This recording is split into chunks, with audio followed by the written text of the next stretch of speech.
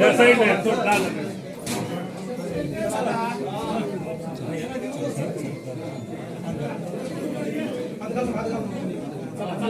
पुढे भैया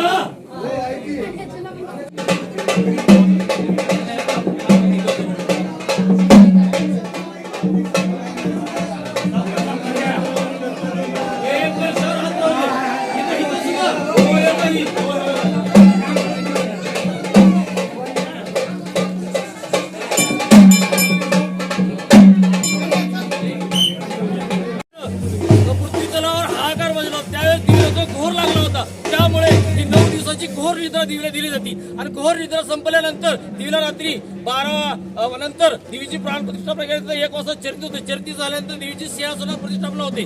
सिंहासनावर प्रतिष्ठापना झाल्यानंतर आज दुपारी 12 वाजता घटस्थापना होते. घटस्थापनेनंतर तुळजाभवानीची पहिली माळ म्हणून आज समज होती आणि ह्या पूर्ण नवरात्र उत्सवामध्ये 9 दिवसाचे 9 छबिले देवीला संपूर्ण अलंकार आणि देवीच्या 5 पूजा ह्या मांडल्या जातात आणि तुळजाभवानीच्या संपूर्ण नवरात्र उत्सव प्रशासनानं व्यवस्थित चांगला बंदोबस्त केला आहे. तरी सर्व भाविकांनी आनंदाने तुळजाभवानीचे दर्शन घ्यावे.